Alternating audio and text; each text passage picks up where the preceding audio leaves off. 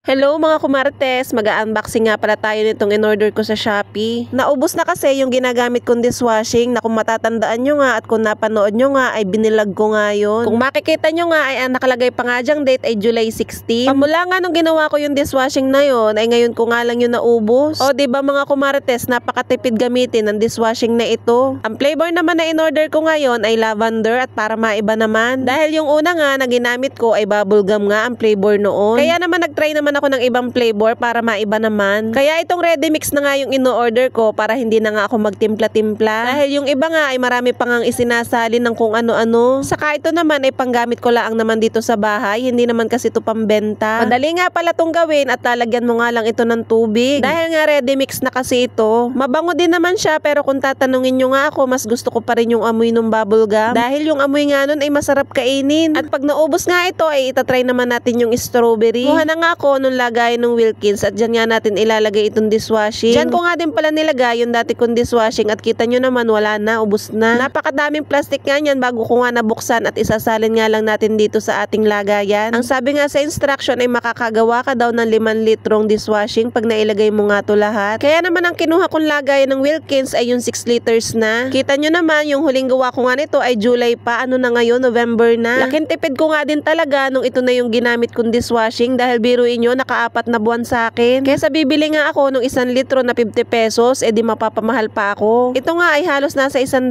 laang kasama na ang shipping. Dahil nga 6 liters nga itong Wilkins ay hindi ko nga ito pinuno. Tinansya ko na nga lang din yung paglalagay ng tubig para hindi nga masyadong malabnaw. Pero okay lang naman kahit malabnaw yan dahil panggamit ko nga laang naman yan dito sa bahay. Pagkatapos ko nga mailagay lahat ay aalugin nga laang natin ito at para magsama-sama nga yung ating dishwashing. Medyo nahihirapan nga ako sa pag-aalog niyan dahil nga mabigat. Ang asawa ko naman ay nagluluto naman ng aming pang-ulam. Maigi nga rin pala itong exercise dahil medyo mabigat din. Maya-maya nga ay sabi ko nga sa aking asawa ay siya naman ang mag-alog. Dapat kasi talaga wala tayong makikitang buo-buo dun sa ilalim. Maya-maya nga ay medyo nangalay nga din ang aking asawa at kita ko nga ay ganito nga ang ginawa niya. Hindi ko rin naman naisip na pwede nga palang ganyan para hindi nga tayo mahirapan sa pagtutunaw ng dishwashing. At least ay hindi nga nakakangalay sa braso. At pag nahalo na nga lahat ay set nga lang natin to 24 hours at tingnan nyo nga ito na yung ating dishwashing. Pag inilagay ko nga yun doon sa lagayan ko ng dishwashing ay lalagyan ko pa yun ng tubig para mas tipid ako. Ilalagay ko nga pala yung link sa comment section para kung gusto nyo umorder ay pwede kayong umorder doon. Yun lang naman po. Bye!